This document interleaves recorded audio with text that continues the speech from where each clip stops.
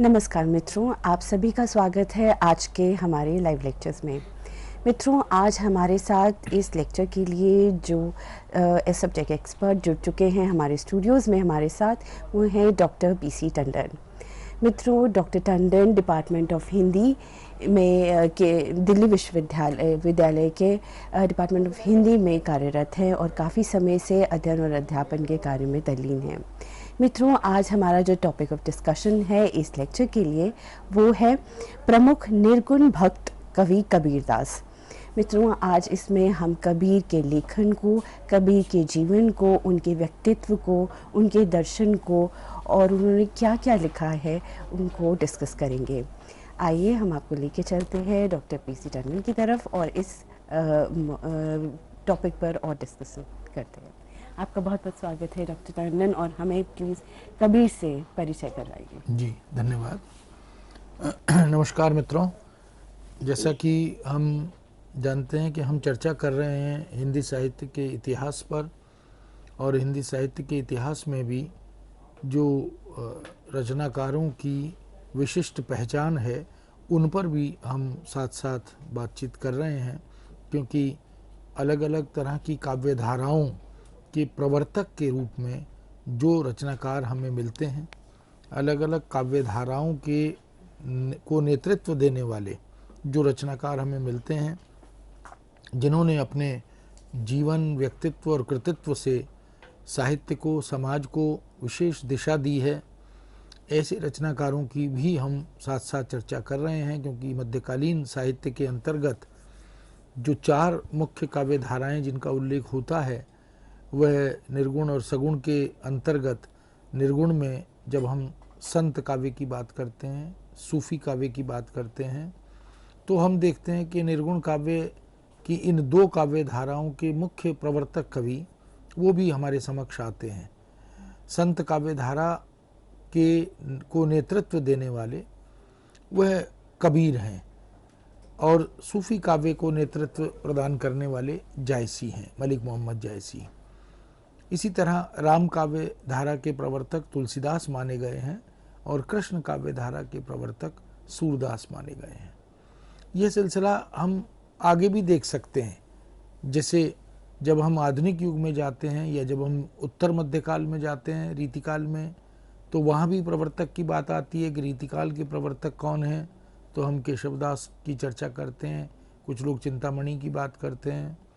इसी प्रकार रीति मुक्त काव्य धारा का प्रवर्तन तो हम घनानंद को याद करते हैं। अगर मुक्तक काव्य परंपरा की दृष्टि से देखें, सत्सईयों की दृष्टि से देखें, तो बिहारी का नाम हम याद करते हैं। ऐसे और आधुनिक युग में भी जाकर हम देखें तो मान लो कथा साहित्य की बात करें तो प्रेमचंद हमारे समक्ष आते हैं, क्योंकि जो विभाजन है उसका मुख्य आधार भी हम इसी दृष्टि को ध्यान में रखते हुए कि केंद्र में कौन रचनाकार है, तो प्रेमचंद पूर्व हिंदी कहानी, प्रेमचंद पूर्व हिंदी उपन्यास, प्रेमचंद युगीन हिंदी उपन्यास, प्रेमचंद युगीन हिंदी कहानी, और फिर प्रेमचंदोत्तर कहानी या उपन्यास आदि को हम देखते हैं। नाटक के संदर्भ में हम प्रसाद जी को केंद्र में रखते हैं, जयशंकर प्रसाद।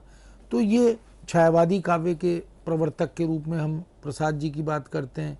तो हम देख सकते हैं कि इस तरह से भारतेंदु युग, द्विवेदी युग और छायावाद, प्रगतिवाद, प्रयोगवाद, तो बहुत जगहों पर आलोचना में भी हम आचार्य शुक्ल को केंद्र में रखकर, तो ये जो मुख्य कवि, नेतृत्व प्रदान करने वाला, आचार्यत्व धर्म निभाने वाला या मार्ग प्रशस्त करने वाला कोई रचनाकार होता है तो वो महत्वपूर्ण होता है। इसलिए निर्गुण काव्य परंपरा के अंतर्गत, जिसमें संत काव्य और सूफी काव्य आते हैं, उसमें संत काव्य परंपरा के प्रवर्तक कबीरदास माने जाते हैं। कबीर अपनी कविता के माध्यम से, अपनी दृष्टि और दर्शन के माध्यम से अपनी एक विशिष्ट जगह रखते हैं। कबीर को हम कवि भी मानते हैं, समाज सुधारक भी मानते हैं। उन्होंने सामाजिक बहुत सी विद्रूपताओं पर, बहुत सी जो समाज विरुद्ध रूढ़ियाँ थीं उन पर प्रहार किया। वह किसी भी धर्म, किसी भी जाति के माध्यम से अगर इस प्रकार की अनियमितताएं दिखती थीं, अगर इस प्रकार के समाज विरुद्ध रूढ़िगत व्यवहार उन्हें दिखाई देते थे, तो कबीर बेबाक उन पर प्रहार करते हैं, उनकी निंदा और आलोचना करते हैं और अपनी दृष्टि से वो उसकी व्याख्या भी करते हैं। कबीर भक्त कवि हैं, साधक भी हैं। उन्होंने साधना पर बल दिया। उन्होंने जिस राम की परिकल्पना की, यह भी कहा कि उनके राम तुलसी आदि के दशरथ सुत राम से भिन्न हैं, लेकिन वो कणकणवासी हैं, वो अस्पृश्य हैं, माने उन्हें छुआ नहीं जा सकता, देखा नहीं जा सकता, वे मूर्ति पूजा के विरोध में दिखाई देते हैं, ये बाह्य आडंबरों की निंदा और आलोचना करते हुए दिखाई देते हैं। कबीर ने सामाजिक समन्वय की दृष्टि से भाषा और जो तमाम तरह के भक्ति पद्धतियां हैं उनको भी अपनी कविता का विषय बनाते हुए उन पर भी चर्चा की। तो एक दार्शनिक के रूप में, एक रहस्यवादी कवि के रूप में, एक भक्त कवि के रूप में, एक चिंतक और विचारक के रूप में कबीर अपनी कविता के माध्यम से हमारे समक्ष आते हैं। कबीर के बारे में बहुत सी बातें हैं जिनका उत्तर आज भी हमें नहीं मिल पाया। उनके जन्म को लेकर, उनकी जाति और धर्म को लेकर तरह तरह की किंवदंतियाँ भी मिलती हैं, तरह तरह के विद्वानों ने मत भी दिए हैं। लेकिन इन सब से ऊपर हटकर अगर हम देखें तो कबीर ने एक स्वस्थ समाज की परिकल्पना की थी। ऐसे समाज की, ऐसे राष्ट्र की जिसमें परस्पर वैमनस्य ना हो, राग द्वेष ना हो, हिंदू मुस्लिम सिख ईसाई का कोई भेद ना हो। इस तरह की तमाम बातें कबीर ने अपनी कविता के माध्यम से रखी हैं। इसीलिए और उन्होंने गुरु की महत्ता को प्रतिपादित किया, उन्होंने शिष्य और गुरु के संबंधों को प्रतिपादित किया। उन्होंने ये भी कहा कि गुरु का स्थान ईश्वर से, प्रभु से भी बड़ा स्थान है, क्योंकि वही ईश्वर तक ले जाने का मार्ग प्रशस्त करता है।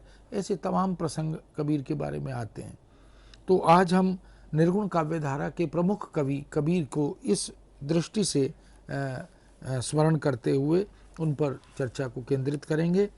संत शिरोमणि हैं, युग प्रवर्तक हैं और निर्गुण काव्य धारा के वह मार्ग प्रशस्त करने वाले प्रवर्तक कवि हैं।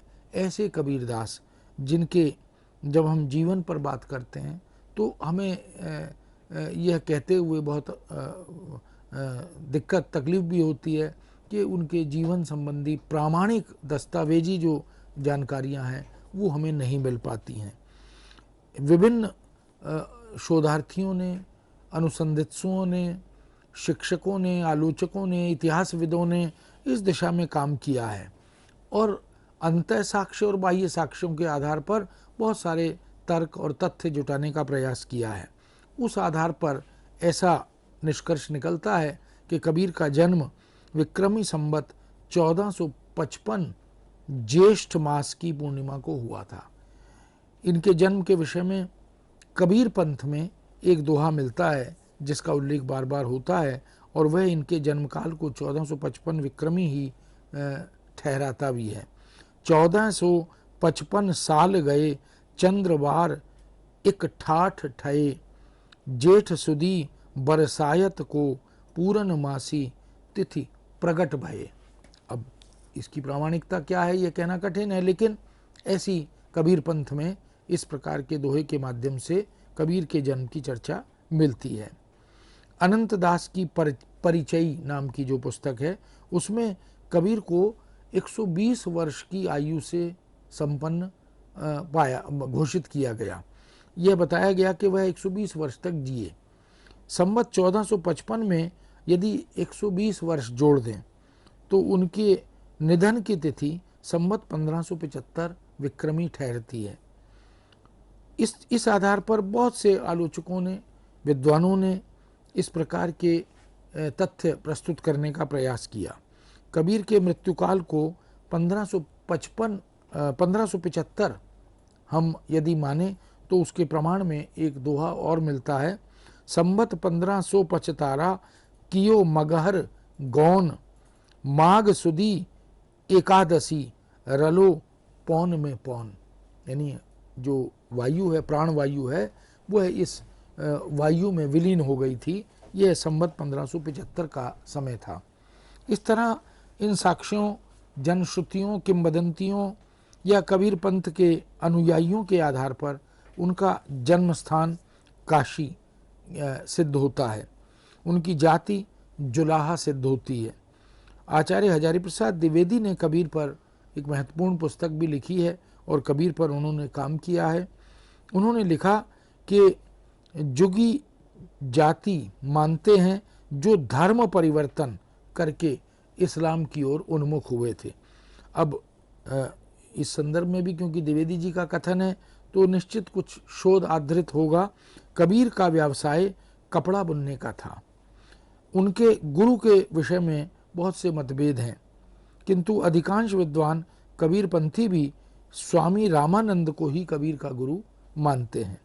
कबीर पंथियों ने कबीर के जन्म संबंधी जनश्रुतियों को और जो प्रचलित कथन मिलते हैं उनके आधार पर यही निष्कर्ष निकाला कि उन्हें जन्म देने वाली माँ का नाम, जो कि विधवा थी, ब्राह्मणी थी, और वो पालन पोषण करने वाली कोई नीरू नाम की जो उनकी माता थी, उनका उल्लेख हमें बार बार मिलता है। और नीमा नामक तथा नीरू नामक जुलाहा दंपत्ति ने उनका पालन पोषण किया, ऐसा उल्लेख भी हमें पुस्तकों में मिलता है। इनकी पत्नी का नाम लोई था और इनकी 2 संतानें थीं, पुत्र कमाल और पुत्री कमाली। इनके पारिवारिक जीवन को एक साधारण गृहस्थ के जीवन के रूप में ही बताया गया, उल्लेख किया गया। आर्थिक स्थिति संतोषजनक नहीं थी। द्विवेदी जी ने, आचार्य हजारी प्रसाद द्विवेदी ने कबीरदास के संदर्भ में कुछ बातें उल्लिखित की कबीर नामक पुस्तक में, और वो लिखते हैं, वे सिर से पैर तक मस्त मौला, स्वभाव से फक्कड़, आदत से अक्खड़, भक्त के समान निरी, वेशधारी के आगे प्रचंड, दिल के साफ, दिमाग से दुरुस्त, भीतर से कोमल, बाहर से कठोर, जन्म से अस्पृश्य, कर्म से वंदनीय थे। युगावतार की शक्ति और विश्वास लेकर पैदा हुए थे और युग प्रवर्तक की दृढ़ता उनमें विद्यमान थी, इसीलिए वो युग प्रवर्तक भी कहलाए। ये द्विवेदी जी की दृष्टि में कबीर क्या थे, उनके गुण क्या थे, उनके व्यक्तित्व के लक्षण क्या थे, उसका उल्लेख उन्होंने पुस्तक में किया है। जहाँ तक रचनाओं की बात है, कबीर ने शास्त्रों का अध्ययन नहीं किया था। जिज्ञासु प्रवृत्ति के होने के कारण वे साधु संतों की संगति में रहते थे और भ्रमण भी करते थे। तत्कालीन समाज में विभिन्न मतांतर, धर्म संप्रदायों का बोलबाला था। हम जानते हैं कि मध्यकालीन समाज परिस्थितियां किस प्रकार की थीं। वे सभी के विचारों को सुनते थे, आत्मसात करते थे, उनका तटस्थ भाव से चिंतन और मनन करते थे, और पुस्तकीय ज्ञान की अपेक्षा वे बहुश्रुत ज्ञान पर भरोसा करते थे। विद्वानों, अनुभवी साधु संतों के जो अनुभवजन्य ज्ञान का लाभ है वो कबीर लेते थे। इसीलिए कबीर ने स्वयं भी बहुत कुछ लिखा, ऐसा नहीं है, वो बहुत कुछ जो मौखिक साहित्य है वो प्रस्तुत करते थे। कबीर के बारे में यह कहा जाता है, उन्होंने लिखा भी है, तू कहता कागज की लेखी, मैं कहता आँखिन की देखी। तो कागज पर लिखे हुए और जो अनुभव साक्ष्य के आधार पर कहे गए कथन हैं, वो अनुभव साक्ष्य के कथनों को महत्व ज़्यादा देते थे। वे अपनी मस्ती में आकर गायन किया करते थे, भक्ति किया करते थे, और शिष्यों ने उनके इन गाए गए भजनों को, रमैनियों को, पदों को, साखियों को शब्दबद्ध किया और कंठस्थ करके उन्हें लिपिबद्ध कर डाला। यह कबीर के साहित्य का जो स्रोत है वस्तुतः वह अभी तक यही ज्ञात होता है। इसलिए कबीर की रचनाओं की संख्या निश्चित करना अभी तक संभव नहीं हो पाया। प्रामाणिक रूप से ऐसा कोई उल्लेख नहीं मिलता, लेकिन शोधकर्ताओं ने, विद्वानों ने इस पर जब काम किया तो उन्होंने देखा कि उनकी प्रामाणिकता उस तरह से भले ही ना हो, लेकिन उनके पद, उनकी साखियाँ, उनकी रमेनियाँ, वो निश्चित रूप से इस बात के प्रमाण हैं कि वो कबीर द्वारा कहे गए कथनों को लिपिबद्ध करने का एक उल्लेख या प्रमाण मिलता है। सिख धर्म के आदि ग्रंथ गुरु ग्रंथ साहब में इनकी यानी कबीर साहब की वाणी प्रचुर और पर्याप्त मात्रा में मिलती है और उसका प्रामाणिक संकलन भी मिलता है। बाबू श्याम सुंदर दास ने नागरी प्रचारणी सभा, जो हिंदी की एक बड़ी संस्था है, प्राचीन संस्था है, और 1928 में कबीर की वाणी का इस सभा के माध्यम से संपादन किया था।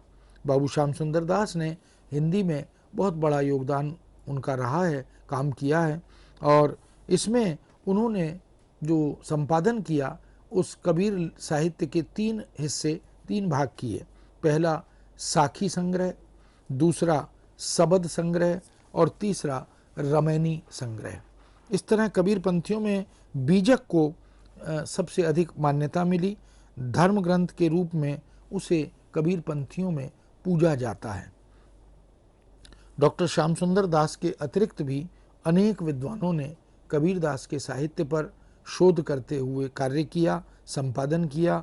उनमें doctor Ramkumar Verma, doctor Parasnath Tiwari, doctor Ayodhya Singh Upadhyay Hariaudh और इनके अतिरिक्त भी बहुत से विद्वानों ने इस दिशा में कार्य किया है। हम देख सकते हैं कि कबीर कुल मिलाकर एक निर्गुणोपासक थे। निर्गुण भक्ति पद्धति में आराध्य को साकार मूर्ति रूप में स्वीकार नहीं किया जाता, उसे कण कण में व्याप्त, मौजूद, प्रस्तुत माना जाता है। इनके अनुसार ईश्वर निर्गुण है, निर्विकार है, अजन्मा है, अनादि है, अनंत है, असीम है, उसकी कोई सीमा नहीं है। न वो जन्म लेता है, न वो मरता है, वह तो चिरंतन है, वह सदा सर्वदा रहता है। आत्मा परमात्मा का ही एक अंश है। यही आत्मा मायोपाधि से युक्त होकर देह में जब आती है तो जीव संज्ञा को प्राप्त कर लेती है। मायाजन्य अज्ञान का जीव जब निवारण कर लेता है तब वह फिर से परमात्मा में लीन हो जाता है। इस बात को अलग अलग तरह से कबीर ने या निर्गुण भक्ति परंपरा के संतों ने व्यक्त किया है। कबीर ने तो पानी और बर्फ के दृष्टांत द्वारा इसे दार्शनिक दृष्टि से प्रस्तुत भी किया। वो लिखते हैं, पानी ही तय हिम भया, हिम है गया बिलाई। पानी ही तय हिम भया, हिम होए गया बिलाई। जो कुछ था सोई भया, अब कछु कया न जाई। पानी से बर्फ बनी और बर्फ फिर से पानी बनकर उसी में तिरोहित हो गई। एक जगह वो लिखते भी हैं, अगर हम याद करें, प्रसाद ने कामायनी में, जयशंकर प्रसाद ने कामायनी के प्रारंभ में ही इस प्रकार का उल्लेख किया प्रतिभिज्ञा दर्शन के अंतर्गत। नीचे जल था, ऊपर हिम था, एक तरल था, एक सघन, एक तत्व की ही प्रधानता, कहो उसे जड़ या चेतन। और कबीर उसे अद्वैतवादी दर्शन के परिप्रेक्ष्य में जब प्रस्तुत करते हैं तो वे कहते हैं कि जल में कुंभ, कुंभ में जल है, बाहर भीतर पानी, फूटा कुंभ जल जल ही समाना, यह तथ कयो ज्ञानी। तो किस प्रकार माया इस आत्मा को जब ग्रहण करती है, ग्रस्त करती है, तो वह जीव रूप में प्रस्तुत होता है, और जब वह उस शरीर को छोड़ता है तो फिर से उसी परम तत्व में आत्मा का विलय हो जाता है। इसको केंद्र में रखकर कबीर ने चर्चा की है। माया के बंधन से गुरु प्रदत्त ज्ञान द्वारा मुक्त हुआ जा सकता है। कबीर ने गुरु को बहुत महत्व दिया है। गुरु गोविंद दोऊ खड़े, काके लागू पाए, बलिहारी गुरु आपने, जिन गोविंद दियो मिलाए। और गुरु मार्ग प्रशस्त करता है, गुरु खोट भी निकालता है, शिष्य को गढ़ता है। इसलिए वो ये भी कहते हैं, गुरु कुमार शिष्य कुंभ है, गड़गड़ काड़े खोट, अंदर हाथ संहारे दे, बाहर मारे चोट। ये कुम्हार रूपी जो गुरु है, ये क्या करता है, जब बर्तन बनाता है, बर्तन को रूप आकार देता है तो अंदर हाथ लगाकर सपोर्ट करता है, उसको आधार देता है, और बाहर से शेप देने के लिए उसे ठोकता पीटता भी है। तो गुरु जो है वह वास्तव में ईश्वर से मिलाने वाला, मार्ग प्रशस्त करने वाला, अंधकार से निकालने वाला, आलोक की ओर ले जाने वाला ऐसा प्रधान व्यक्ति है जो जीवन में महत्व रखता है। माया से युक्त होकर अनन्य भक्ति भाव और प्रेम से परम तत्व का साक्षात्कार संभव हो सकता है। इसलिए कबीर कहते हैं कि माया से मुक्ति पहली अपेक्षा है और उसके बाद अनन्य भक्ति ईश्वर की, यह दूसरी अपेक्षा है, और प्रेम से इस सृष्टि के पार लगने का मार्ग प्रशस्त होता है। इसलिए कबीर ने प्रेम पर भी बहुत विस्तार से चर्चा की है। वे किसी भी प्रकार के कर्मकांड, बाह्य मिथ्याचार इसको अपेक्षित आवश्यक नहीं मानते। उनका मानना है कि ये सब दिखावा है, इसकी आवश्यकता नहीं है।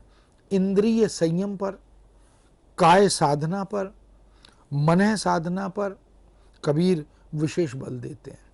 कबीर साधक भी थे, इसलिए उन्होंने इड़ा पिंगला आदि के माध्यम से इन सब बातों को हमारे समक्ष कविता के रूप में ढालकर प्रस्तुत किया। कबीर सहज समाधि और अजपा जाप के पक्षधर थे। वे माला फेरत जुग भया, गया न मन का फेर, कर का मन का डार के, मन का फेर, इस तरह की बात करते थे। यानी जो बाह्य दिखावटी पूजा पाठ है, चाहे वो हिंदू धर्म में है, चाहे वो इस्लाम में है, चाहे सिख में है, या कहीं ईसाई धर्म में है, किसी भी जगह उनको लगता था कि ईश्वर तो वस्तुतः हमारे भीतर है, ईश्वर तो वस्तुतः मानव मात्र के अंदर है। इसलिए माला फेरने से बात नहीं बनती, अगर फेरना है तो मन का ये जो चित्त है, जो मायावी आवरणों से ढक गया है, उसको उघाड़ने की आवश्यकता है। इसलिए उन्होंने जो उस समय प्रचलित वाद थे, संप्रदाय थे, उनसे जो सार था वो ग्रहण कर लिया और जो व्यर्थ तत्व था उसे छोड़ दिया, थोथा छोड़ दिया। जन कल्याण के लिए वो सहज साधना को ही एकमात्र विकल्प मानते थे। उनको लगता था कि जनहित के लिए हमें सहज साधना से गुजरना चाहिए। इसी प्रकार उन्होंने समस्त धर्मों, जातियों, संप्रदायों, वैचारिक चिंतन आदि के निष्कर्षों से जो सकारात्मक था वो ग्रहण किया। किसी विशेष धर्म या संप्रदाय या उसके चिंतन आदि या उसकी साधना पद्धति आदि के प्रति उनका कोई रुझान या झुकाव नहीं था। यानी उनका कोई आग्रह किसी संप्रदाय या किसी धर्म के प्रति नहीं था, क्योंकि वे समभाव की दृष्टि से भक्ति के पक्षधर थे। इसलिए उन्होंने हिंदू धर्म में जो अच्छी चीज़ें थी उन्हें ग्रहण किया, उससे प्रभावित हुए। इस्लाम में भी उन्हें जो अच्छा लगा उसे उन्होंने ग्रहण कर लिया। शंकराचार्य के अद्वैतवाद को वो बहुत अच्छा मानते थे, इसलिए उससे वो प्रभावित हुए। वैष्णव भक्ति भावना उन्हें बहुत पसंद थी, इसलिए उसे भी आत्मसात किया। सूफियों की प्रेम साधना और साधना पद्धति उन्हें प्रभावित करती थी, इसलिए उन्होंने उसे भी अपनी कविता का हिस्सा बना लिया। नाथपंथियों की हठ योग साधना भी उनकी कविता में आई है, क्योंकि वह भी उन्हें प्रभावित करती है। सिद्धों की सहज साधना और इस्लाम के एकेश्वरवाद आदि मतों ने उन्हें अत्यंत प्रभावित किया, और इन सब को हम उनकी वाणियों के संग्रह में देख सकते हैं। जब कभी भी उन्हें अवसर मिलता है वो इन सब मतों से, इन सब दार्शनिक चिंतन और विचारों से वो अपनी कविता को सुसज्जित करते हैं। कबीर एक समाज सुधारक, एक युग प्रवर्तक के रूप में, एक प्रखर व्यक्ति और व्यक्तित्व के रूप में हमारे समक्ष आते हैं। समाज की जड़ों को वो अपने जो प्रहारवादी दृष्टि है, जहाँ कहीं उन्हें लगता है कि कोई किसी संप्रदाय, किसी समुदाय के लोग अगर समाज विरुद्ध, नैतिकता विरुद्ध कार्य कर रहे हैं तो वो उन पर एक तरह से आक्रमण करते हैं, प्रहार करते हैं। समाज की जड़ों को इस दृष्टि से वो झकझोर देते हैं। समाज की नींव को कमजोर करने वाले धार्मिक मतवादों को या सामाजिक बाह्याचारों को, पाखंडों को अपने तीखे प्रहारवादी शब्दों से वो उखाड़ फेंकना चाहते हैं। ये जो समाज सुधारवादी दृष्टि है, यह जो विद्रोही चेतना है कबीर की, यह उनकी विशिष्ट पहचान है। हिंदुओं के पंडितों, कर्मकांडियों, मुसलमानों के काजियों और मौलवियों को वे अवसरानुकूल फटकार भी लगाते हैं।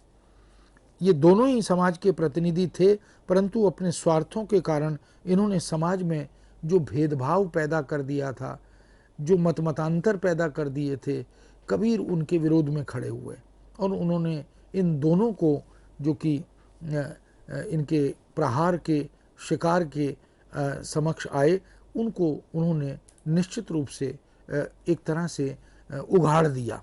उनके सोच को, उनकी दृष्टि को उन्होंने जन सामान्य के सामने रख दिया। अतः कबीर पंडितों के द्वारा फैलाए गए बाह्याचारों का खंडन करते हैं।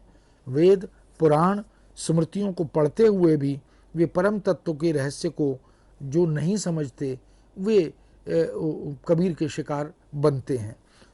कबीर ने संध्या, गायत्री मंत्र, शास्त्र सम्मत ब्राह्मणोचित षटकर्म आदि इन सब को उतना महत्वपूर्ण नहीं माना, लेकिन यह कहा कि यदि चित्त आपका परिष्कृत है, स्वच्छ है, निर्मल है, निर्दोष है, तो वही प्रशंसनीय है, सराहनीय है। इसलिए वो कहते भी हैं, वेद पुराण सुमृत गुण पढ़ी पढ़ी, पढ़ी गुनि मरम न पावा, संध्या गायत्री अरु षटकर्मा, तिन थे दूर बतावा।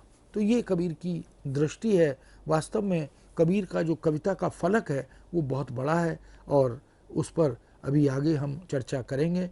अभी इस समय यहाँ इसे विराम देते हैं और कबीर के काव्य दर्शन, काव्य चिंतन, इस पर आगे और उनके थोड़े अभिव्यक्ति पक्ष पर भी चर्चा हम करेंगे।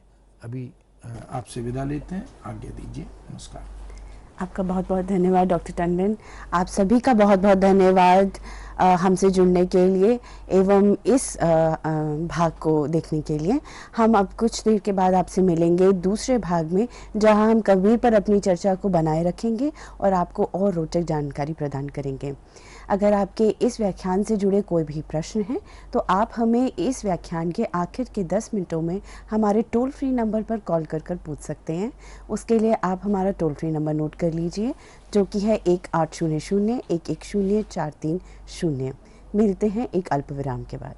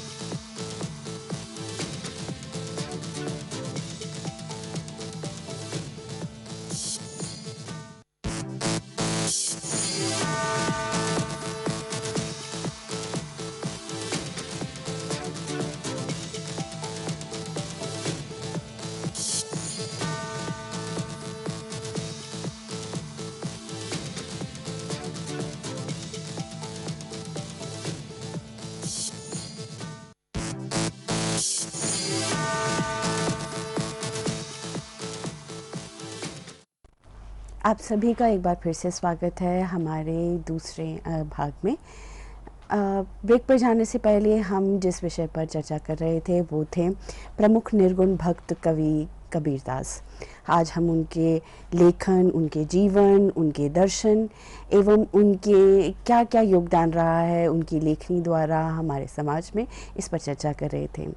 आइए डॉक्टर पीसी टंडन का एक बार फिर से स्वागत करते हैं। आपका स्वागत है सर, और इस रोचक चर्चा को आगे बढ़ाते हैं। मित्रों, अगर आपके कोई भी सवाल हैं इस व्याख्यान से जुड़े तो आप हमें हमारे टोल फ्री नंबर पर इस व्याख्यान के आखिर के 10 मिनटों में कॉल कर पूछ सकते हैं। उसके लिए आप हमारा टोल फ्री नंबर नोट कर लीजिए, जो कि है 1800-110-430। आइए आपको इस रोचक चर्चा पर एक बार फिर से लेकर चलते हैं। आपका एक बार फिर से स्वागत है डॉक्टर टंडन, और हमें कबीरदास के बारे में कुछ और बताइए। जी धन्यवाद। मित्रों, जैसा कि हम चर्चा कर रहे हैं कबीर पर, कबीर निर्गुण काव्य परंपरा के प्रमुख कवि, प्रवर्तक कवि हैं। और कबीर ने अपनी कविता से, अपनी विद्रोह चेतना से, अपनी समाज सुधारवादी दृष्टि से निश्चित रूप से अपना एक विशिष्ट स्थान, अपनी एक विशिष्ट पहचान बनाई है। कबीर की साखियाँ, कबीर के पद हम देख सकते हैं कि इस बात के साक्षी हैं कि कबीर का चिंतन, उनका जीवनानुभव वो बड़ा बृहद था, विशाल था, विराट था। और उन्होंने समाज को, सामाजिक को जिस रूप में देखा, उसको परिष्कृत करने के लिए जो जो संभव हुआ वो अपनी कविता के माध्यम से करते रहे। उन्होंने सामाजिक जो विद्रूपताएं थीं, जो असमानताएं थीं, जो अस्पृश्यता और पाखंड आदि का परिवेश था, उसे भी अपनी कविता का निशाना बनाया। ऐसे मठाधीशों को, ऐसे धर्म के नाम पर, संप्रदाय के नाम पर या किसी जाति विशेष के नाम पर जो इस प्रकार के मतवाद को फैलाने का काम कर रहे थे, जो इस प्रकार के भेदभाव को जन्म देने का काम कर रहे थे, कबीर उनका घोर विरोध करते हुए दिखाई देते हैं। कबीर ने मुसलमानों के बाह्याचारों का भी खंडन किया और हिंदुओं के जो पाखंड आदि हैं, जो बाह्य आडंबर हैं, उनका भी विरोध किया। वो कहते हैं कि तुमने रोज़े रखे, नमाज पढ़ी और ज़ोर ज़ोर से अजान भी दी, परंतु इस सब का अंततः कोई फल प्राप्त नहीं हुआ, क्योंकि हृदय में यदि कपट भरा है तो खुदा या ईश्वर वो कैसे मिल सकता है। इसलिए पहला काम कपटता को हृदय से निकालना। इसीलिए वो कर का मन का डार के मन का फेर, इसकी बात भी करते हैं। वे हृदय लेकर, कपटपूर्ण हृदय लेकर काबा और हज जाने से क्या लाभ होता है, इस पर प्रश्न चिन्ह लगाते भी हैं। वो कहते हैं, रोजा किया नमाज गुजारी, बंग दे लोग सुनाबा, हृदय कपट मिले क्यों साईं, क्या हज काबे जाबा। कबीर ने हिंदू मुसलमान दोनों को अपनी इस विद्रोही चेतना का निशाना बनाया। अरे इन दोउन की राह न पाई, ये जो दो हैं हिंदू और मुस्लिम, इन्होंने ईश्वर तक पहुंचने की जो वस्तुतः राह है उसे भुला दिया, उसको तो पहचाना नहीं। हिंदुवन की हिंदवाई देखी, तुर्कन की तुर्काई। कहते हैं कि हमने दोनों को देखा, लेकिन दोनों न जाने क्यों इन आडंबरों में उलझे हुए हैं, और वस्तुतः जो मनुष्यता का, मानवीयता का तत्व है, सद्भाव और समभाव की भावना है, जो सहृदयता की भावना है, उसे दोनों भुला बैठे हैं। इसलिए वो बार बार इन पर प्रहार करते हैं। वह तो साईं के सब जीव हैं, कीरी कुंजर दो। कबीर कहते हैं साईं के सब जीव हैं, कीरी कुंजर दो। कीरी मतलब चींटी और कुंजर माने हाथी। तो चींटी को भी ईश्वर ने ही बनाया और हाथी को भी उसी ने बनाया। एक प्रकार से समभाव की बात करते हैं, छोटे या बड़े, ऊंचे या नीचे, अमीर या गरीब। ये जो भेद समाज ने बना दिए हैं, वो कहते हैं कि ये तो सब ईश्वर के बंदे हैं, इनमें भेदभाव क्यों और कैसे किया जा रहा है। इसलिए तत्कालीन समाज को उन मिथ्या आडंबरों से, उन पाखंडों से, उन दिखावों से वो दूर ले जाना चाहते हैं। शुद्ध आचरण, सहनशीलता, अहिंसा, प्रेम, धैर्यपूर्ण जीवन शैली और जीवन यापन, इसकी शिक्षा, इसका उपदेश वो अपनी कविता के माध्यम से देना चाहते हैं। कबीर ने सामंतीय सामाजिक व्यवस्था का विरोध किया, उनके द्वारा प्रसारित प्रचारित रूढ़ियों का विरोध किया और शोषण के विरुद्ध भी एक धर्म युद्ध प्रारंभ कर दिया। कबीर वास्तव में इस दृष्टि से एक अलग और विलक्षण प्रकार के कवि हमें दिखाई देते हैं।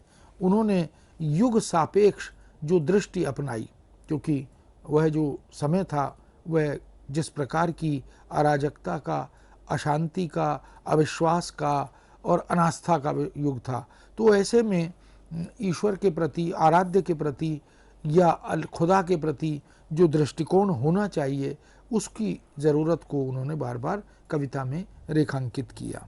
इस तरह हम देख सकते हैं कि कबीर स्वानुभूति पर आधारित कविता की बात करते हैं। वे सहज, स्वाभाविक और हृदय स्पर्शी संदेश अपने कथनों से प्रचारित और प्रसारित करते हैं। उनका संपूर्ण काव्य मुक्तक शैली में लिखा गया काव्य है।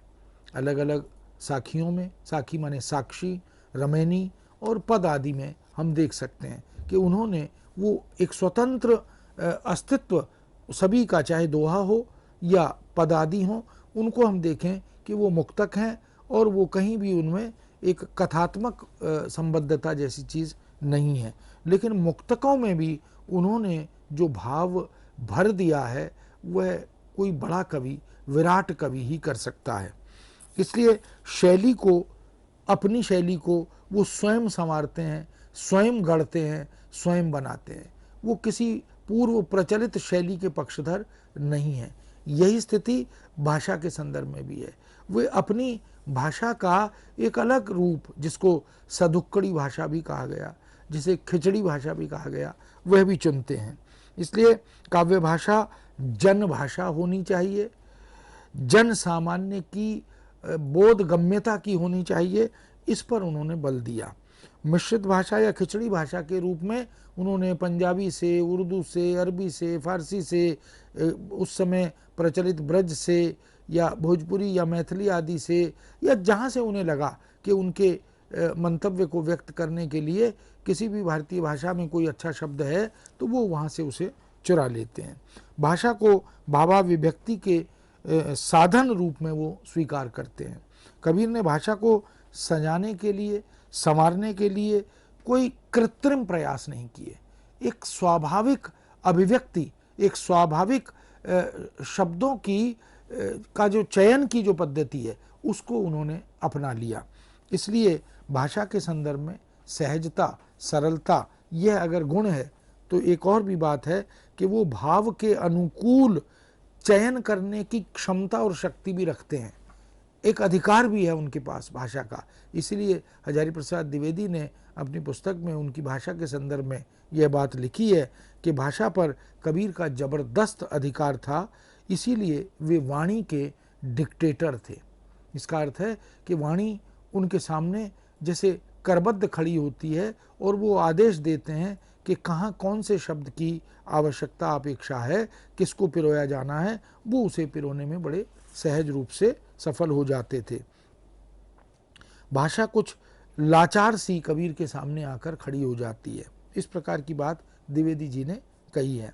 काव्यशास्त्रीय तत्वों की कसौटी पर उनके काव्य को शायद हम न कस सकें, क्योंकि वो शास्त्र के अनुकूल भाषा और भाव आदि का चयन कविता में नहीं कर रहे थे। इनके काव्य में गेयता प्रचुर मात्रा में मिलती है।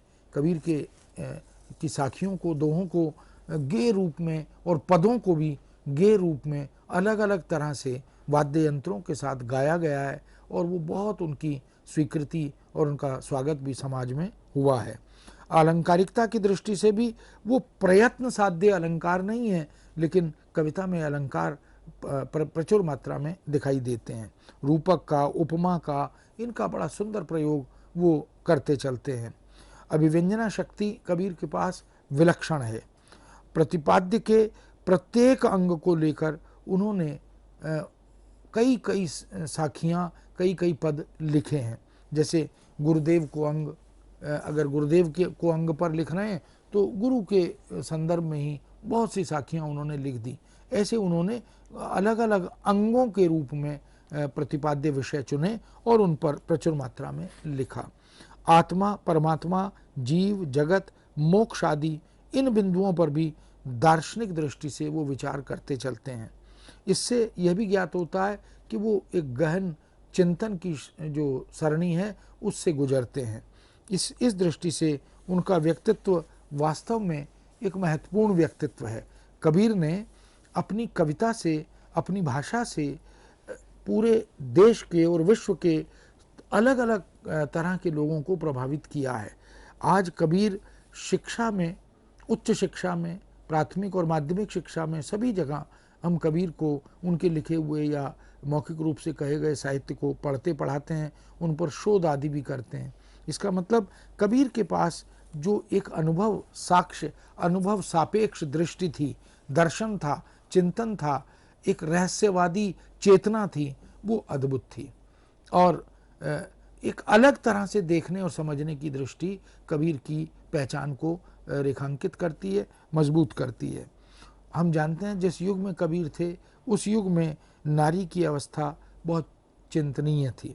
बाल विवाह, पर्दा प्रथा, अशिक्षा, भारतीय नारी, इन सब कारणों से व्यक्तित्व शून्य हो रही थी। तो ऐसे में बाल विवाहों की संख्या में जब वृद्धि हो रही थी, समाज की कामुक प्रवृत्तियां, क्योंकि मध्यकालीन वह समाज जहाँ विलासिता, कलाप्रियता ये बढ़ रहा था, और कबीर उस समय जब हमारे मध्य आते हैं तो किस प्रकार वो इन कुप्रथाओं का, इन दूषित रूढ़ियों से ग्रस्त मान्यताओं का विरोध करते हैं। इसलिए वो कहते हैं, कोई लड़का बेचई, लड़की बेचे कोई बेटे को बेच रहा है, कोई पुत्री को बेच रहा है। साझा करे कबीर सेऊ, हरि संग बनिज करे। इस दृष्टि से कबीर ने राजनीतिक, धार्मिक, सामाजिक परिस्थितियों को कविता से जोड़कर उनके प्रति, उन विद्रूपताओं के प्रति अपनी विद्रोही भावनाओं को प्रकट किया। वैष्णव भक्ति आंदोलन की नई नई जो लहर थी उसको छोड़कर कबीर ने किसी भी प्राचीन मतवाद का पूरी तरह समर्थन नहीं किया। कबीर वास्तव में अनेक प्रकार की जो शास्त्रीय, काव्य संबंधी, चिंतन संबंधी, दर्शन संबंधी जो धारणाएं हैं देश विदेश की, उनसे प्रभावित थे। उन्होंने अपभ्रंश का जो सिद्ध साहित्य है उससे भी, जैसे जिसके लिए हम कहते हैं ना कि सार सार गही ले, थोथा देई उड़ाए, तो जो अच्छी चीज़ें, जो अच्छी बातें, जो प्रेरक बिंदु उनको मिले वो ले लिए। सिद्ध साहित्य की बहुत सी प्रवृत्तियां कबीर साहित्य में आ गई, जैसे परंपरागत वर्ण व्यवस्था का विरोध, धर्म संप्रदायों की पद्धतियों का खंडन, स्वानुभूति की वैयक्तिक शैली में व्यंजना आदि, और उलटवासियों और प्रतीकों का प्रयोग, मुक्तक पद शैली और सामान्य लोक भाषा की स्वीकृति, ये सब उन्होंने अपभ्रंश की सिद्ध साहित्य परंपरा से ग्रहण किया। नाथों से भी कबीर प्रभावित थे और उन्होंने इनकी जटिल और चमत्कारी पद्धतियों के स्थान पर जनता में सहज भक्ति योग की प्रतिष्ठा की, और इसके साथ साथ योग संबंधी पारिभाषिक शब्दों को कबीर ने अपनी कविता में बड़ी शिद्दत के साथ, बड़ी प्रामाणिकता के साथ स्वीकार किया। जैसे इड़ा, पिंगला, सुषमना, कुंडलिनी, षट चक्र आदि, ये सब वो शब्द हैं जो नाथ पंथ भक्ति पद्धति या परंपरा से आए थे, उनको भी कबीर ने अपनी कविता में पिरो दिया। वैष्णव भक्ति आंदोलन भी कबीर को अत्यधिक प्रभावित करता है। इस कबीर के आविर्भाव काल तक रामानुजाचार्य, माधवाचार्य, रामानंद, ऐसे और बहुत से धर्म प्रवर्तक आचार्य वैष्णव भक्ति आंदोलन को आगे बढ़ा रहे थे। कबीर भी गुरु रामानंद के शिष्य थे। यद्यपि तात्विक दृष्टि से कबीर मत और वैष्णव भक्ति संबंधी सिद्धांतों में मतभेद मिलता है, किंतु उन्होंने वैष्णव भक्ति के अनेक तत्वों को बेबाकी से ग्रहण किया। उनकी पक्षधरता पर उन्होंने लिखा भी। एक तो ईश्वर पर्यायवाची नाम के रूप में राम, गोविंद, हरि आदि शब्दों का प्रयोग वो अपनी कविता में बार बार करते हैं। वैष्णव भक्तों के अनुरूप वो इसे ढालते भी हैं। अल्लाह, खुदा आदि शब्दों का प्रयोग वो बहुत कम, बहुत कभी कभार करते हुए दिखाई देते हैं, किंतु ऐसा भी उपदेश देते समय वे खंडन मंडन के समय में ही अपनी बात को रखते हैं। इस तरह कबीर ने अपने आप को अद्वैतवादी दर्शन से जोड़ते हुए, क्योंकि मैंने पहले इसका हमने उल्लेख किया कि जल में कुंभ, कुंभ में जल है, बाहर भीतर पानी, ये जो अद्वैतवादी दृष्टि है, आत्मा और परम आत्मा में जो अद्वैत संबंध है, उसको उन्होंने वहाँ व्यक्त किया। वो कहते हैं, कबीरा कूता राम का, मुतिया मेरा नाम, गले राम की जेवड़ी, जित खींचे तित जाऊं। ये जो कबीर की जो दार्शनिक चेतना है वह वास्तव में इस दृष्टि से बड़ी विलक्षण है।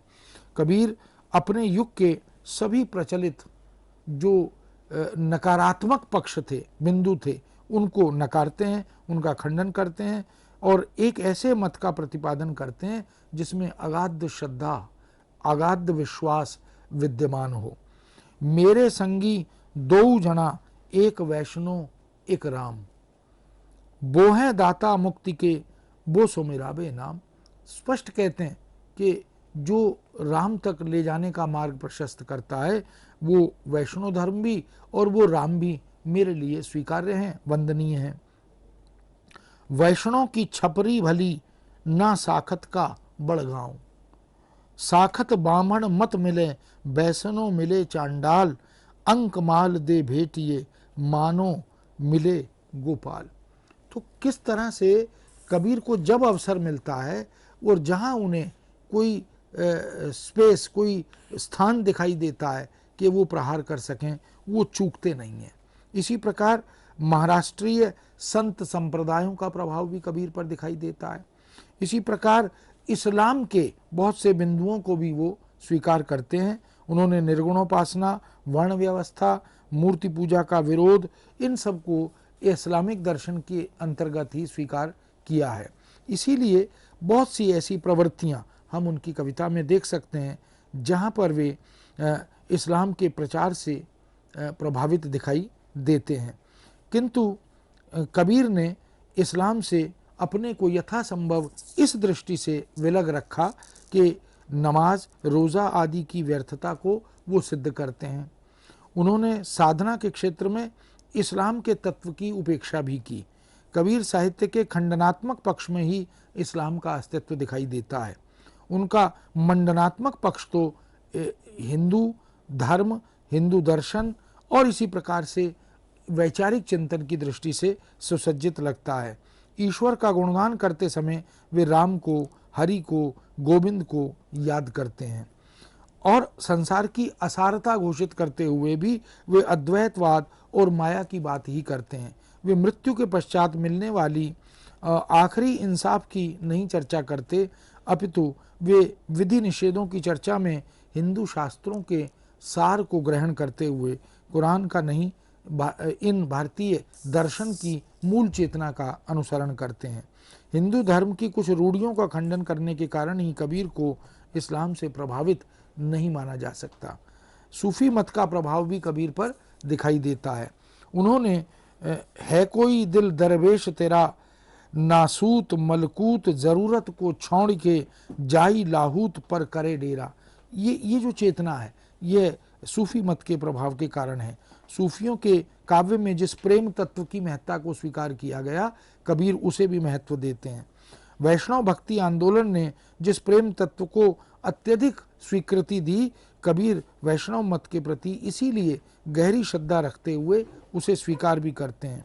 शेख सबूरी बाहिरा, क्या हज काबे जाई, जिनका दिल स्याबित नहीं, तिनको कहाँ खुदाई।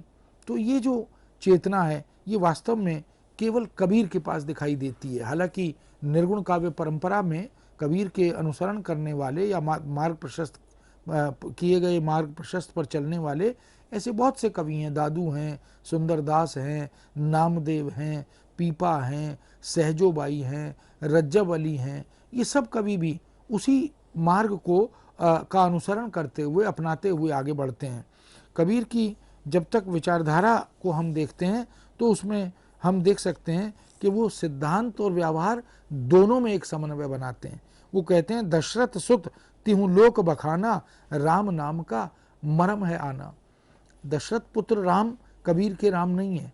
वो कहते हैं राम नाम के मर्म को जो समझते हैं वही राम की भक्ति के अधिकारी हैं। इसलिए कबीर ने ऐसे तमाम पक्षों की ओर हमारा ध्यान हमारे पास सर आकृष्ट। एक प्रश्न आया है, हम उसको इंक्लूड कर लेते हैं, जी फिर हम कबीर के जीवन पे और चर्चा जी करेंगे। जी जी। Hello. Hello ma'am, good morning ma'am, good morning sir. Good morning जी, आप अपना नाम बताइए और अपना प्रश्न पूछिए। जी, मेरा नाम पवन है। मेरा पवन, प्रश्न है कि आज हम कबीर की प्रासंगिकता और उनके कथनों को क्यों भूलते जा रहे हैं। आप पूछना चाहते हैं कि कबीर की दार्शनिकता और उनके पद्यों का मूल क्या है? हेलो। हेलो, आप हाँ, मैं पूछना चाहता हूँ कि आज हम कबीर की प्रासंगिकता और उनके कथनों को क्यों भूलते जा रहे हैं। जी जी, ये पूछना चाह रहे हैं कि आज हम कबीर की प्रासंगिकता और उनके कथनों को क्यों भूलते जा रहे हैं। नहीं, ऐसा नहीं है कि हम भूलते जा रहे हैं, लेकिन कुछ विशेष कारणों को ध्यान में रखकर या घटनाओं को ध्यान में रखकर आप ये बात कह सकते हैं। लेकिन कबीर ने जो प्रासंगिक का अर्थ है, वह कथन जो सदा सर्वदा प्रसंग में रहे, जिसको हम कहते हैं वो सार्थकता, उसकी रेलेवेंस उसकी। तो कबीर के कथनों की सार्थकता आज भी बल्कि कहीं बेहतर है, पहले से ज़्यादा अधिक उसकी अपेक्षा आवश्यकता है। वो अलग बात है कि कुछ लोग अगर किसी राजनीतिक कारण से या किसी धार्मिक कारण से इसको भुला बैठे हों, लेकिन सामान्य जनजीवन में कबीर आज भी उतने ही लोकप्रिय हैं और कबीर की वाणी के महत्व को हम पहले से कहीं बेहतर ढंग से समझ पाए हैं, क्योंकि उसकी व्याख्याएं, उस पर शोध, उस पर चर्चा परिचर्चाएं लगातार हो रही हैं। उनके समय से लेकर अब तक 500-600 वर्ष का समय निकल गया, 700 वर्ष का समय निकल गया, लेकिन आज भी कबीर उसी तरह से हमारी दैनिक चर्या में, पाठ्यचर्या में विद्यमान है और उनके कथनों की महत्ता को हम भुला भी नहीं सकते और भुलाया जा भी नहीं सकता। हमें लगता है पवन, आपके प्रश्न का आपको उत्तर मिल गया होगा। हम आगे की चर्चा को आगे बढ़ाते हैं। हम दशरथ और एवं राम के ऊपर चर्चा कर रहे थे। कबीर ने जिस राम की बात की, वो कहते हैं कि वो दशरथ सुत राम नहीं है, लेकिन वो राम इस सृष्टि का नियामक है, इसलिए उसे भुलाना यह समुचित नहीं है, उचित नहीं है। इसीलिए वो बार बार अलग अलग रूपकों से, कबीरा कूता राम का मुतिया मेरा नाम, गले राम की जेवड़ी जित खीते तित जाऊं, या हम घर आए राजा राम भरतार, है ना। ये जो राजा राम हैं, ये पिता के समान, सृष्टि के जनक के समान हैं और वो कण कण वासी हैं, वो सर्वत्र व्याप्त हैं। वो किसी एक धर्म में, किसी एक जाति में, किसी एक व्यक्ति में नहीं है, उसकी बात वो बार बार करते हैं।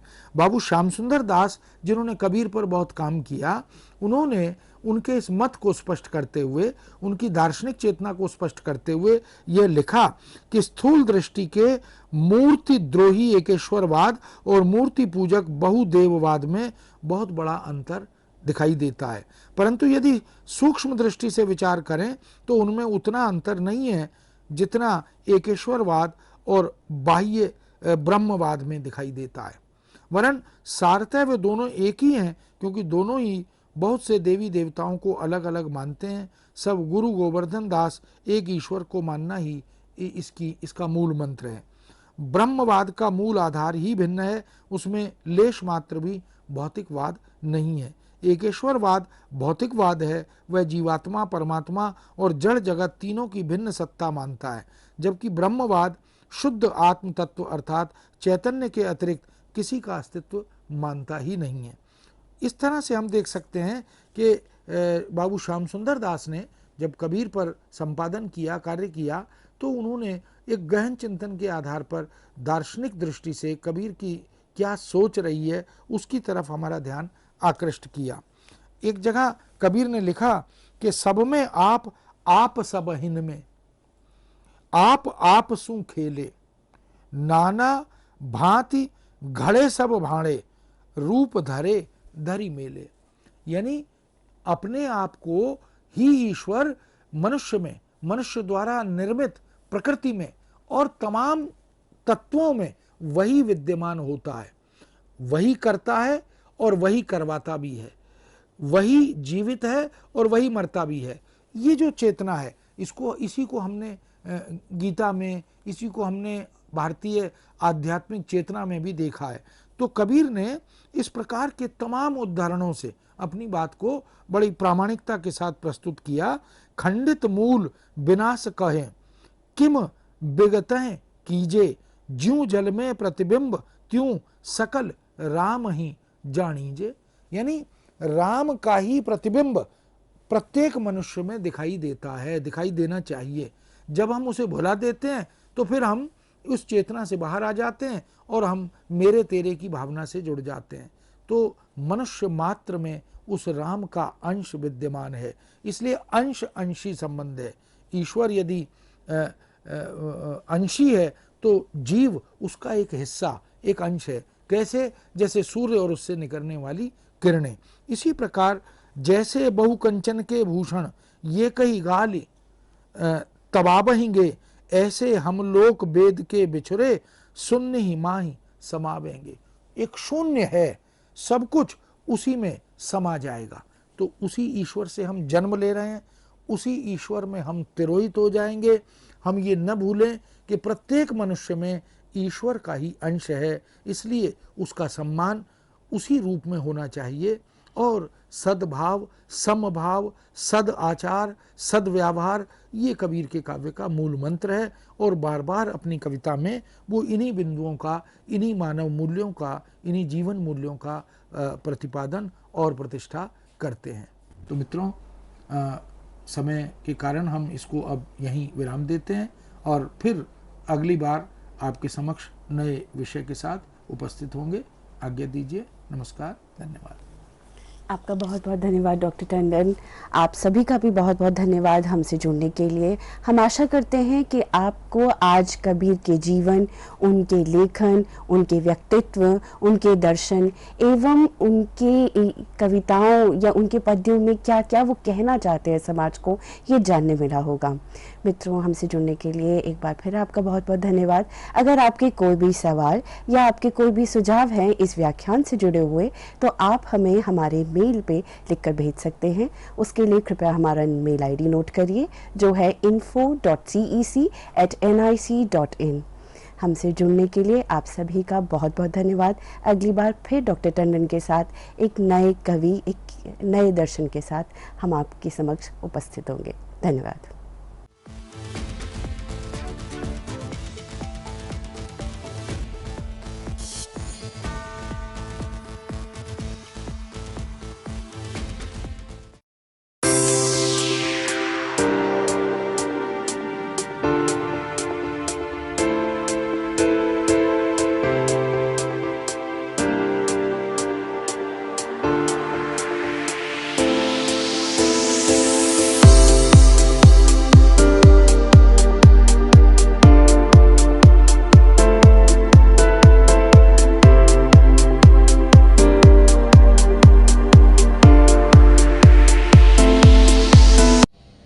नमस्कार, डॉक्टर प्रतिभा चौहान। विद्यार्थियों, आज मैं आपके लिए लेकर आई हूं प्रश्न और उत्तर कबीर को लेकर, कबीर के जीवन परिचय को लेकर और कबीर के साहित्यिक परिचय को लेकर। तो पहला प्रश्न बनता है कि कबीर का जीवन परिचय दीजिए और वो किस युग के कवि हैं। तो इसके आरंभ में आप लिखेंगे, जब इस उत्तर को लिखेंगे तो आप लिखेंगे कि कबीर मध्य युग की 15वीं शताब्दी में भक्तिकालीन काव्यधारा, या आप कह सकते हैं कि भक्ति काल की ज्ञानाश्रय काव्यधारा में संत काव्यधारा के प्रमुख कवि रहे। ये वो कवि रहे जो समाज सुधारक के नाम से जाने जाते हैं और इन्होंने कठोर आवाज में, प्रखर आवाज में तत्कालीन कुरीतियों, तत्कालीन सामाजिक अंधविश्वासों का विरोध किया। इस तरह से आप कबीर का आरंभिक परिचय देंगे और उसके बाद आप लिखेंगे कि निरक्षर होने पर भी उन्होंने हिंदी साहित्य व समाज को अनुपम योगदान दिया। फिर आप उनका जन्म स्थान लिखेंगे। कबीर का जन्म काशी में हुआ 1398 ईस्वी में और उनकी मृत्यु 1518 में मगहर में हुई। और उन्होंने अपने जन्म स्थान के बारे में अपनी काव्य रचनाओं में स्वयं लिखा है, हम काशी के प्रकट भये रामानंद चेताए। उसके बाद आप अगला बिंदु डालेंगे उनकी रचनाएं। तो कबीर की बहुत सारी रचनाओं के नाम आते हैं, लेकिन जो उनकी एक प्रमाणिक रचना है वो बीजक है। और बीजक 3 काव्य रूपों में वर्णित है, साखी, शबद, रमैनी। आप इस तरह से लिखेंगे। फिर आप साखी का हेडिंग डालेंगे। तो कबीर ने बहुत सारी साखियों के रूप में उन्होंने बहुत सारे दोहे लिखे, जो एकता, सामाजिक समन्वयता, नीति, व्यवहार के दोहे उन्होंने साखियों में लिखे हैं। और उनकी जो साखियां हैं वो पारलौकिक भाव प्रधान भी है और व्यवहार प्रधान भी है। और उसके बाद आप उसका उदाहरण देंगे, ऐसी वाणी बोलिए मन का आपा खो, और नौ शीतल करे आपो शीतल हो। तो ये उनकी कौन सी साखी है? उनकी साखी में ये व्यवहार प्रधान जो है हमारा दोहा है। उसके बाद आप लिखेंगे शब्द रमैनी, और इस प्रकार से आप उसकी उनकी रचनाओं का परिचय और जीवन परिचय दे देंगे। अगला प्रश्न बनता है कि कबीर का साहित्यिक परिचय दीजिए। कबीर के जीवन परिचय के साथ उनकी काव्यगत विशेषताओं का वर्णन कीजिए। तो इसमें आप एक एक कर कबीर का परिचय देंगे कि वो ज्ञानाश्रयी काव्यधारा की, संत काव्यधारा के कवि हैं। उन्होंने अपना जो ग्रंथ है बीजक, उन्होंने बहुत सारी जो दोहे लिखे, उनमें क्या है, उनकी ये विशेषताएं। नंबर 1 पहला पॉइंट आप डालोगे जो उनका अहम है, निर्गुण ईश्वर की आराधना, क्योंकि वो निर्गुण ईश्वर के उस समय 2 काव्य धाराएं थी, सगुण और निर्गुण। उसके बाद अब अगला इसके बारे में लिखेंगे कि उन्होंने कहा था, तेरा साईं तुझ में है क्या जो पूहपन में वास, कस्तूरी को मृग जो फिर ढूंढे वास। इस तरह आप उनके दोहों का उदाहरण देते हुए आप उनकी काव्यगत विशेषताओं का वर्णन करेंगे। धार्मिक अंधविश्वासों का विरोध। उसके बाद आप लिखेंगे समाज सुधारक कवि। उन्होंने हिंदू मुसलमान समन्वयता का बीड़ा उठाया और समाज की कुरीतियों को सुधारने के लिए बहुत सारे दोहे लिखे। जीवन की क्षण भंगुरता का संदेश। उन्होंने कहा कि जीवन क्षण भंगुर है, इसलिए हम जितने मानवता के कार्य कर लें उतना ही इंसान के लिए श्रेष्ठ है। भाषा के डिक्टेटर, ये उनकी जो काव्यगत विशेषताओं का अहम बिंदु है कि वो भाषा के डिक्टेटर थे। भाषा उनके आगे नाचती थी, शब्द घूमते थे। वो अनपढ़ होने के बावजूद वो भावों के अनुरूप शब्दों को मोड़ लेते थे। और उसके बाद वो निम्न वर्ग के पक्षधर, अगला आप बिंदु लिखेंगे। फिर लिखेंगे आप प्रेम तत्व की प्रधानता। उन्होंने कठोर यथार्थ का वर्णन किया, लेकिन फिर भी उनके दोहों में प्रेम तत्व की प्रधानता है। आप उदाहरण में लिखेंगे, पोथी पढ़ पढ़ जग मुआ, पंडित भयानक होए, 2.5 अक्षर प्रेम के पढ़े सो पंडित हो। तो इस तरह हमने आपको जीवन परिचय के लेकर मैंने प्रश्न बताए और उनके साथ ही साथ समाधान भी प्रस्तुत किए। और एक और उनके जीवन परिचय को लेकर जो प्रश्न बनता है वो ये है कि क्या कबीर एक समाज सुधारक थे या कवि?